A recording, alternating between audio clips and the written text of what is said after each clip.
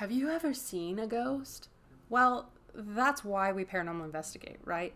We don't need to talk about why we paranormal investigate, why we're looking for ghosts, because we want to find them. But where did this all start?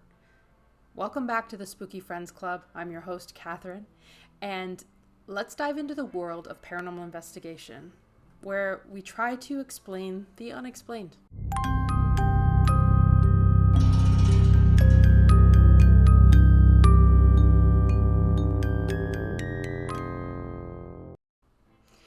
Now, paranormal investigation from from ancient civilizations to modern ghost hunters, the quest to understand the supernatural has been a journey filled with mystery, skepticism, and of course, spine-tingling encounters. So sit back and relax, get yourself a nice pumpkin spice latte, and let's dive into the world of paranormal investigation, where it came from. I actually also brought my instruments. So for those on the audio only, I have an EMF reader and I have my spirit box. These are the two devices that I have used the most. I find that the EMF reader is not reliable. I also have what's called a cat ball, and allegedly the ghosts can touch it and it lights up. This one died because someone threw it like a Pokeball, trying to catch them all. My most reliable has been the spirit box. Now, for those who don't know, I will not and do not touch Ouija boards. So I like candles. I like my spirit box. EMF reader as a backup. And the Estes method being my favorite, where you wear headphones and you use I don't know why I'm talking like William Shatner, where you wear headphones and you listen to the spirit box and then the person relays what's happening. I've done a couple of investigations with Grace with those tools and we found that it just felt right. It was good. So, the belief in spirits, ghosts, and otherworldly entities is as old as humanity itself, believe it or not. Long before the scientific inquiry of our little devices, ancient cultures around the world had their own methods of communicating with the spirit world. Think the Egyptians, for example. They were deeply concerned with the afterlife, and they constructed elaborate tombs using rituals to ensure safe passage for their soul. Also, it had a lot to do with remembering them, and they used very elaborate remembrance tools, for lack of a better term. So they believed in the Ka and the Ba, the spiritual components of a person. One is the ego and one is the personality, so that they could live on beyond death. Now, similarly, the Greeks and Romans had their own spiritual beliefs. The Romans had a formalized household ghost known as the lar. But when did these beliefs start transforming into what we might recognize as a paranormal investigation, formally? These origins can be traced back to the 18th and 19th century during a period known as the Enlightenment era. As scientific reasoning began to take hold, a new wave of interest in the supernatural emerged, not just as folklore, not just as stories, but as something that could be studied and understood, and that was real. One of the earliest recorded attempts to investigate the paranormal scientifically was conducted by Emanuel Swedenborg, an 18th century Swedish philosopher and mystic. Swedenborg claimed that he experienced visions of the spirit world and even communicated with angels. While his work was met with skepticism, it laid the groundwork for what later became it laid the groundwork for what would later be supernatural, systematically explored. Struggling with words today. So, the 19th century saw a rise in spiritualism. Think of the Fox sisters, a movement that swept across Europe and North America. And it makes sense for the time. I mean, you had all the plague victims that died, all the stories, and then you've got the wars starting. Spiritualists believed in the possibility of communicating with the dead.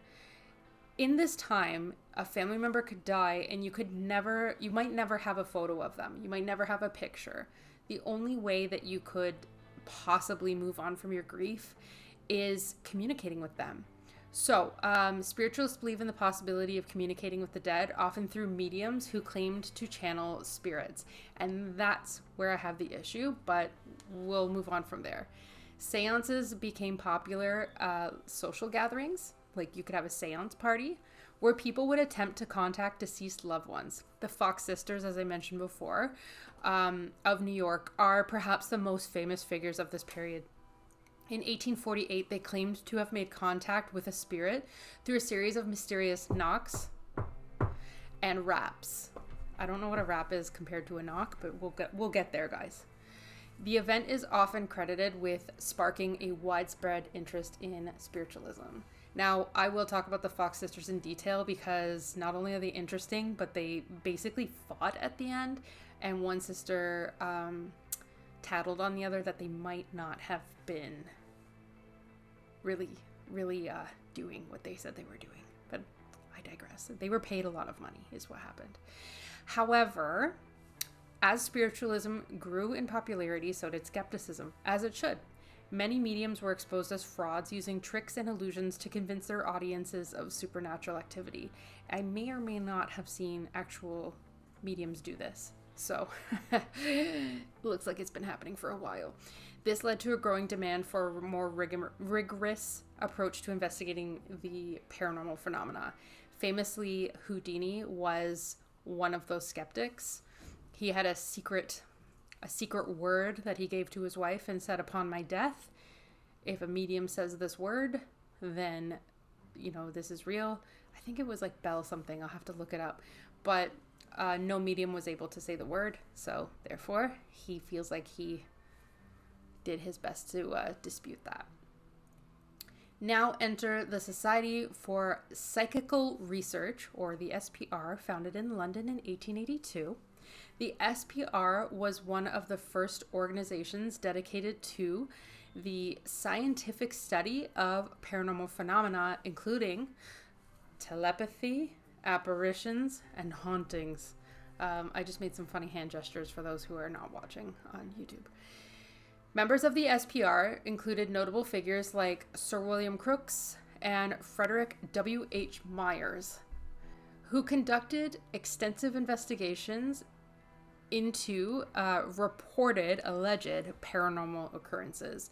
And they aimed to apply scientific principles to these studies, seeking to separate the genuine phenomena from the fraud and misinterpretation.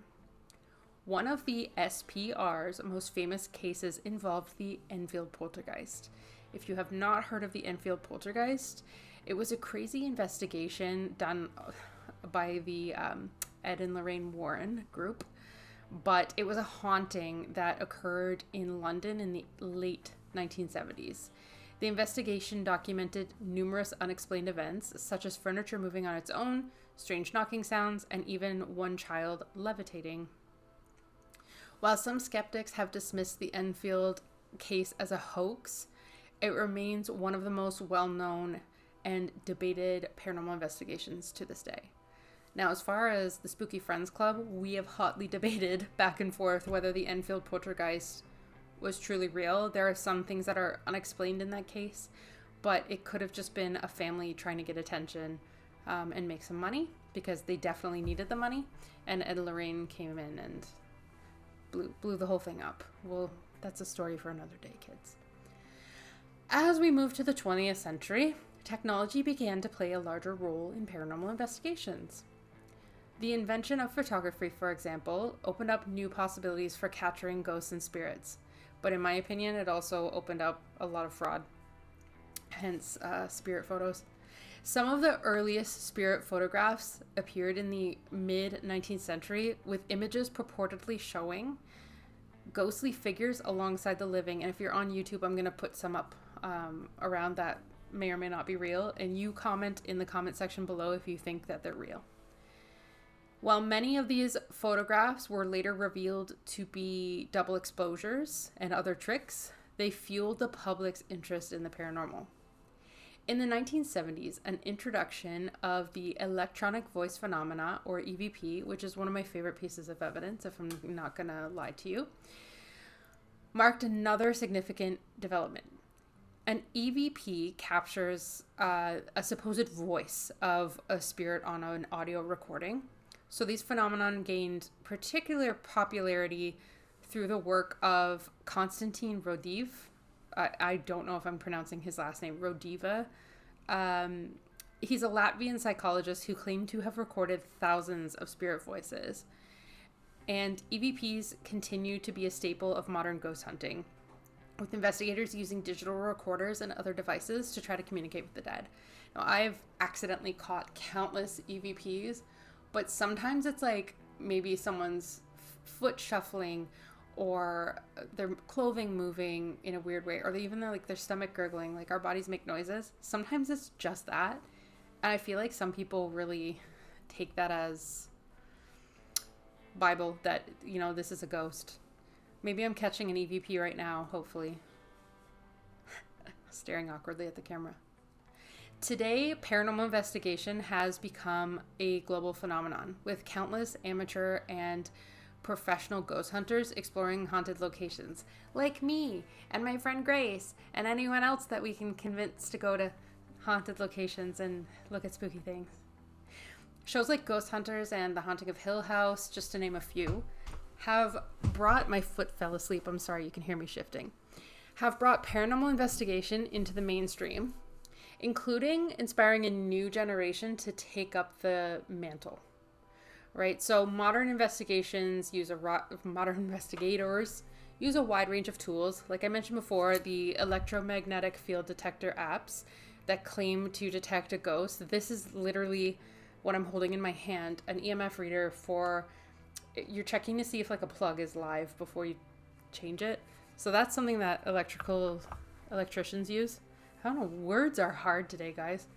So they measure electromagnetic fields.